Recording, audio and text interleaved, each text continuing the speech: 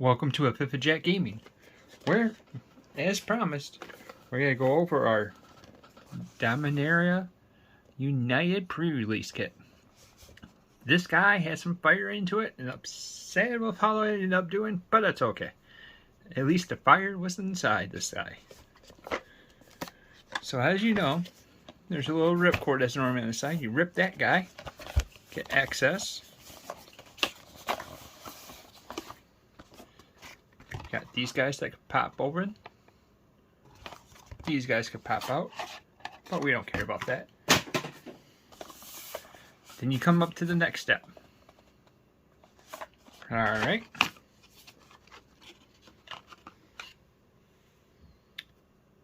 Nice little dice. I'll save the little pre-release card for later. And I got that. So this came with 6 different packs and everything to be able to do it. Has a little divider. And let's go over the cards that we didn't end up using first. So I'll pull this aside.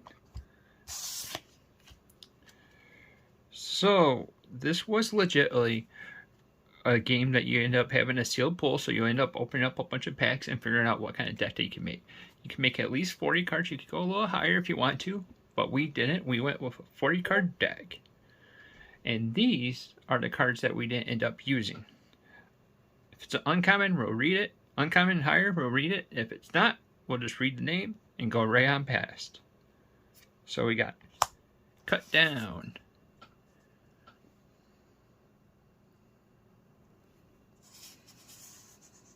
Get my fun placing for it.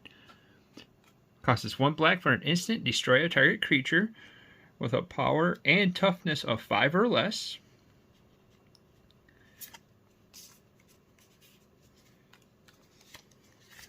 And then we have Battlewing Mystic.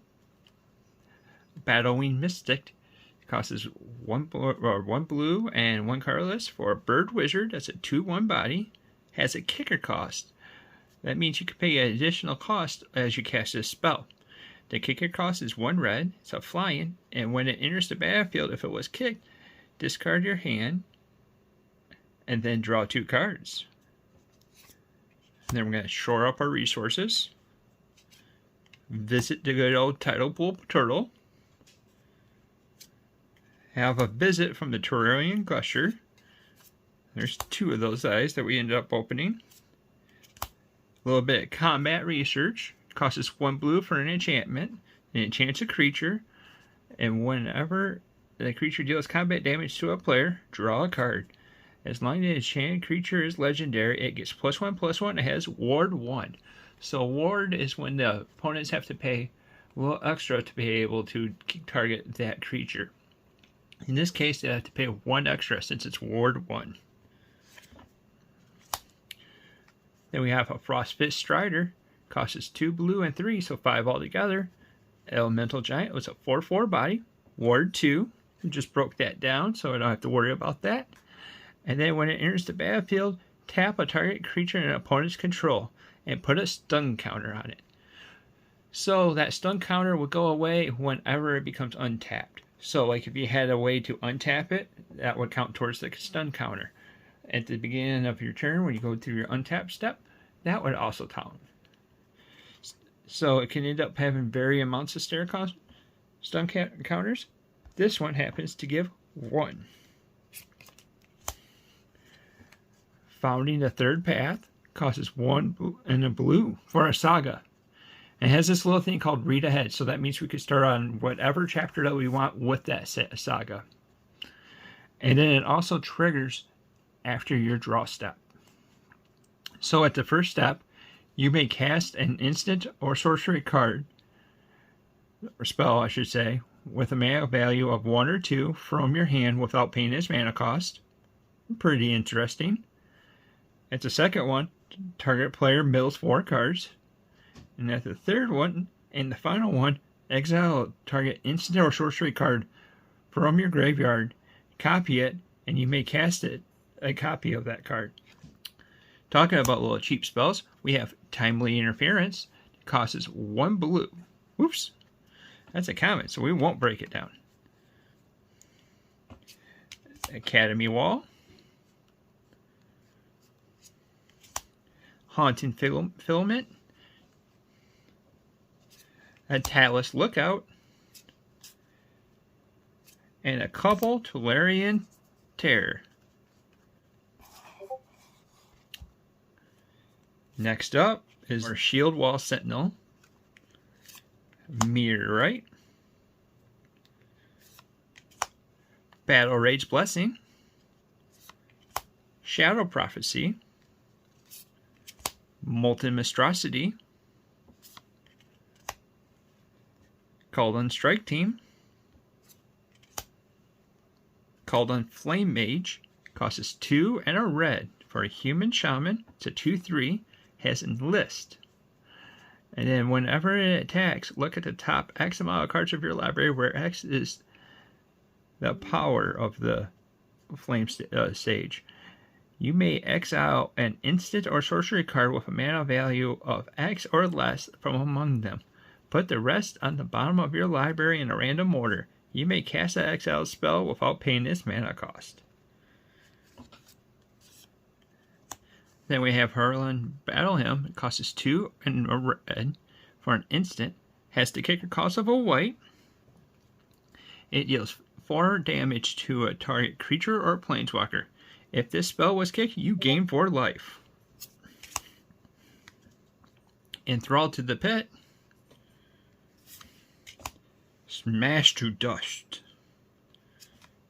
Hammerhand. We got a couple of those.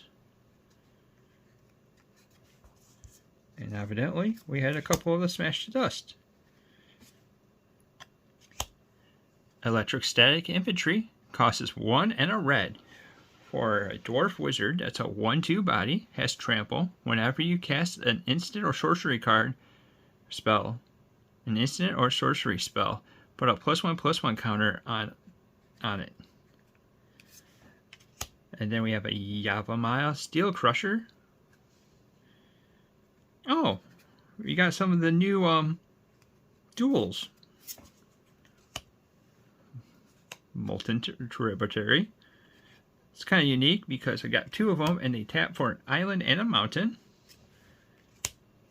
Tangled Islet taps for a forest and a green. Wooded Ridgeline, a forest and a mountain. A Power Stone. Plains, Swamp, Orthopter, Fancy Stained Glass Forest, a Badger, a Plains, a Phyrexian, a Stained Glass Island, an Angel Token, a Swamp. Alright, and then we have a Terry Blast, a Bargain Parallax, Charismatic Vanguard. Join Forces. Costs 2 and a white. It's an instant. Untap 2 target creatures. They each get +2/+2 until end of turn. Clockwork Drawbridge. Sunbathing Rottweiler. It has domain. So that's another little thing. Domain counts to the type of basic land types that you have. So like if you have a forest and a plains, so that means you have 2 towards your domain. Kind of something a little neat to talk about. Land of War Stalker. Deathloom Gardener. Slimefoot's Survey. Oh, that's an uncommon. So it costs 4 and a green for a sorcery. Domain, I guess I should have weighted a little bit. You search your library for up to 2 basic lands that each have a basic land type and put them on the battlefield, tap, and then shuffle. Look at the top X amount of cards of your library where X is among the different basic land types among the lands you control. Put up to 1 of them on top of your library and the rest at the bottom of your library in random order. So something that's unique with this is also, it's not in this set, but Waste also counts towards it because I believe they're also a basic land, and now it would be another basic type. Kind of a little neat. Gaia's Might. My Growth and Sentry. Snare Spinner. Moss Beard Ancient. Costs 5 and 2 green. For a tree folk, that's a 7/7. It has Trample, and when it enters the battlefield, you gain 5 life. And then we got a couple of Yavimaya Sojourners. Our first multicolored creature. That can be a commander. Woohoo! Neville the Alonaut. Costs 2, a green, and a blue. For Elf Scout, that's a legendary creature. That's a 2/4 flying, and then this has Domain. When it deals combat damage to a player, look at the top X amount of cards of your library, where X is the number of basic land types among the lands you control. Put one of them on top of your library, and the rest at the bottom in a random order. If there are 5 basic land types among the lands you control, draw a card. Next one's a foil Org, Spawn of Trog. Costs 2 black and a green. For a Frog Beast, that's a legendary creature. So as you know, could be your commander. Has a star 5. I wonder what that star means. Let's find out. The power is equal to the number of lands in your graveyard. Oh, this must be a lands deck, or land theme for it. At the beginning of your upkeep, look at the top card of your library. You may put that card into your graveyard. Pay a black and a green, sacrifice a land, and you gain 2 life. And then we have Queen Anala of Rodok. It costs a green and 2 white. This is the stained glass version. It's a legendary creature, so another commander. It's an elf noble. It's a star. What's the star? Well, the power and toughness are equal to the number of creatures you control. If one or more creature tokens would be created under your control, those tokens plus a 1/1 white soldier token are created instead. Try to grow it out. Najala, the Storm Runner, costs 2 and 2 blue and a red for a legendary creature, so that means that could be a commander. It's an Ifrit Wizard, it's a 5/4. You may cast sorcery spells as though they had flash. So that means your sorcery cards instantly get instant speed. Ha ha ha! Whenever it attacks, you may pay 2, so that means 2 of any color. If you do, when you cast your next spell or sorcery card, copy it. You may choose new targets for the copy. And then we have a stained glass version of Tatiova, Steward of the Tides. It costs 2 green and a blue. Legendary creature, another commander, Merfolk Druid. It's a 3/3. Land creatures you control have flying. Whenever a land enters the battlefield under your control, if you control 7 or more lands, up to 1 target land you control becomes a 3/3 elemental creature with haste. It's still a land. Vanquisher's Axe. Next uncommon is Relic of the Legends. Costs 3. It's an artifact. Tap, add 1 mana of any color. Or retap an untapped legendary creature you control, add 1 mana of any color. Then we got another swamp. An advertisement. And let's have a moment of silence for this card. Because if you don't know, there's something that sadly happened in this story. Jaya, the Fire Negotiator, costs 2 and 2 red. It's a legendary planeswalker. Sadly, this one can't end up being your commander. Yes, it's a legendary permanent, but the thing is that it has to also have the cost of it could be your planes or a commander. Planeswalkers generally can't be your commander. I know it's sad. But this is also her last card because there's something that happens in the main story. It comes in with 4 loyalty. The +1, you get to create a 1/1 red monk creature token with Flawless. The -1 lets you exile the top 2 cards of your library and choose one of them and you may play that card this turn. The -2 is you get to choose a target creature an opponent controls. Whenever you attack this turn, Jaya deals combat damage or damage equal to the number of attacking creatures to that creature. Or the -8 is you get an emblem. Whenever you cast a red or instant or sorcery spell, copy it twice. You may choose new targets for those copies. So we was given the emblem for this bad boy or bad gal.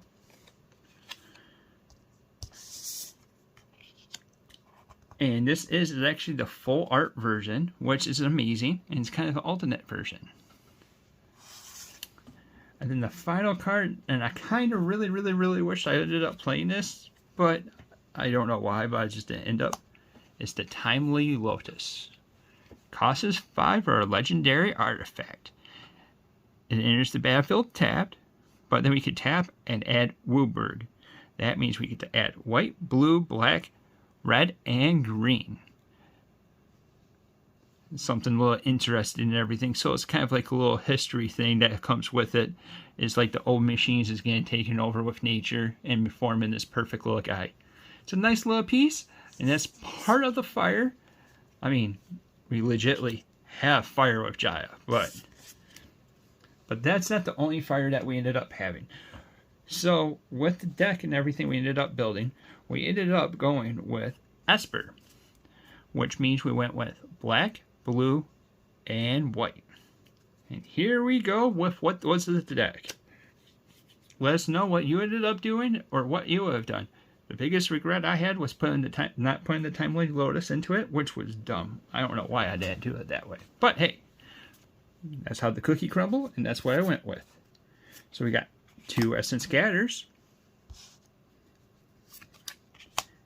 Impeded Momentum, and then we have a Knight of the Dawn's Light. Costs 1 and a white. It's a human knight. It's a 2/2 body. First strike. When you gain life, you gain that much life +1. And it costs 1 and a white. And it will get +1/+1 until end of turn. We got 2 Juniper Order Root Weavers.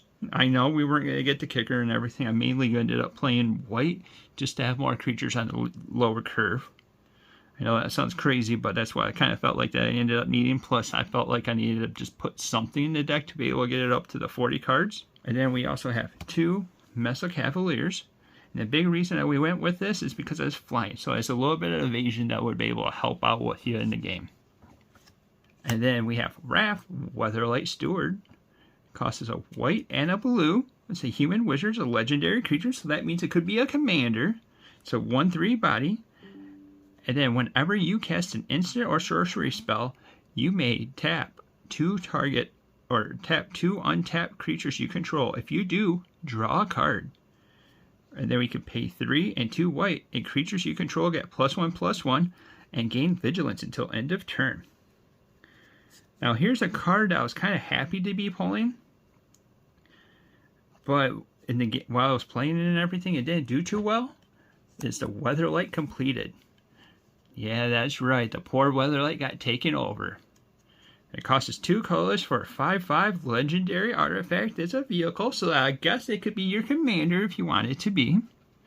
Has flying, and as long as it has 4 or more Phoresis counters on it, it's a Phyrexian creature in additional to its other types. Whenever a creature you control dies, put a Phyresis counter on it.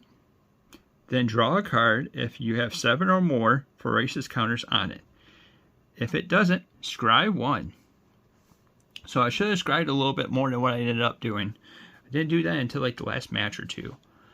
But the problem was trying to get those counters on it, because I thought it was nice because it was a 2/2. Plus I also wanted to play it for lore wise because it's the Weatherlight. And then we got 2 copies of a Dalek Beachfront. There's a plains and an island.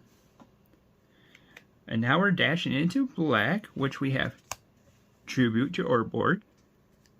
Then we have 3 copies, one being a foil of Urborg Repossession, of Battlefly Swarm, Shieldred's Restoration. We only had one of those. I wish we had it a little bit more. I kind of loved how this ended up working out.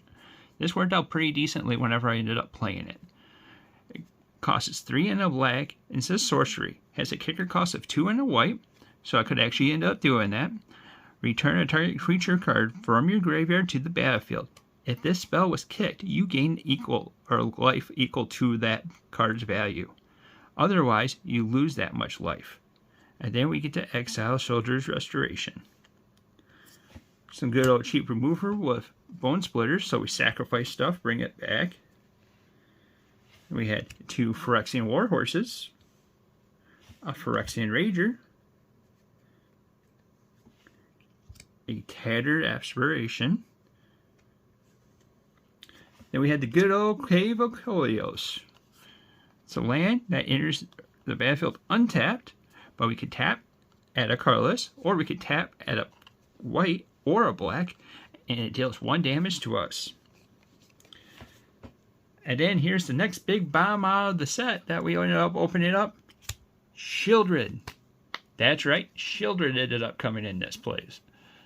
Shieldred the Apocalypse costs us 2 and 2 black. It's a legendary creature, so that means it could be your commander. It's a Phyrexian Praetor. So 4/5, has Death Touch, so no touchy. And then whenever you draw a card, you gain 2 life, which was amazing. But whenever your opponent draws a card, they lose 2 life. And I love the flavor text on this because it says, Grix failed, I shall not. So this is going to be a nice little upgrade for our Necrosar deck that's going to go over there where they draw a bunch of cards and we also draw a bunch of cards. I like to call it pointy hugs because everyone gets to do stuff. But yet you pay life to be able to do it. So whenever this ended up coming into play was pretty amazing. So with this being a 40 card deck, I was running 17 lands. And it was a common theme for me. No matter what I ended up trying to do, I ended up getting mana screw throughout the night. And that was the big frustration with it. So if you take 17 lands and you counted this up and everything, you would have only seen that we only had 39 cards. There's a big reason behind that. Because we actually ended up proxying in, that way you guys end up believing it or not, what we ended up getting for our pre-release promo. And when I popped this guy open, I was bonkers excited. So what's bigger than Shieldred, do you ask? How about Liliana the Veil? That's right, she's back into Standard. I was able to play her when she was in the first time into Standard and over at Innistrad, and that was a fun blast and everything with it. But here's the big thing about Lily. She has different art, which is alright. And it's kind of neat to actually have her back into Magic and everything. I don't know if you've been reading the comic books, but she's been on this path trying to be better or be better than what she used to be. Since Gideon ended up sacrificing himself to be able to save her. Also, the little hidden thing is, if you notice right here, it's the veil. And that's where that's coming into play. She's been not having the veil and everything that goes on with it, but it's a nice little reprint, and it's a nice little touch to anything that comes with it. So, just in case you don't know what Liliana the Veil is, she ends up costing 1 and 2 black for a legendary planeswalker, which the sad part is she can't be your commander, because if she could be your commander, I would rock it, and I would end up building around it. But she comes in with 3 loyalty, and here's the big thing. She's a modern powerhouse, and now she's going to be a standard powerhouse again. Because her +1 is each player discards a card. Her -2, a target player sacrifices a creature.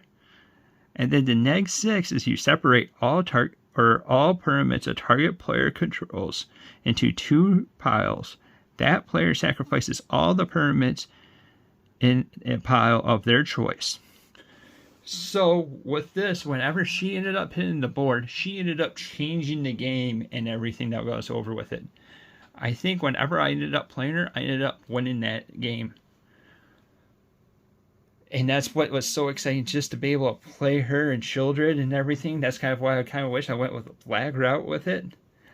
But I didn't end up going with it because I didn't have enough support and everything. I opened up some spicy stuff, as you can see. I mean, you can't complain about Lily. You can't complain about Children. I was happy to get the Weatherlight.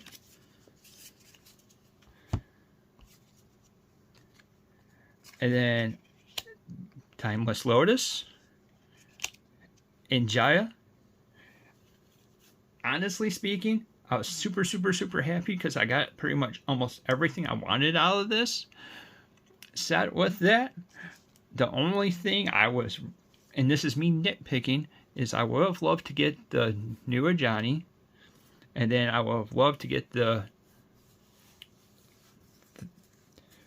one legendary lord for the elves, because I would like to always upgrade elves and everything, and that seems like a nice little fun tool. But that's okay, because we got most of the cards that I really, really, really wanted. The biggest thing that I wanted, honestly, was Children. I already have a couple of Lilianas, but they're not foil, and they're not a pre-release promo like this one is. So, I always welcome to have the nice little combo that comes with it. So, that was what we got in the pre-release. What did you get in the pre-release? How'd you do? Let us know down in the comments down below. Was there anything that you got that you were super, super ecstatic for? Also, let us know in the comments down below. If you're liking the content that we're putting out, like, subscribe, and hit that little bell icon to be notified about any of our future content. We end up doing pack openings, deck techs, and then we also dive into the comic book world with Amis, hauls, and you never know what you're going to end up getting on the channel. With that said, thank you for watching, and until next time, we'll see you later.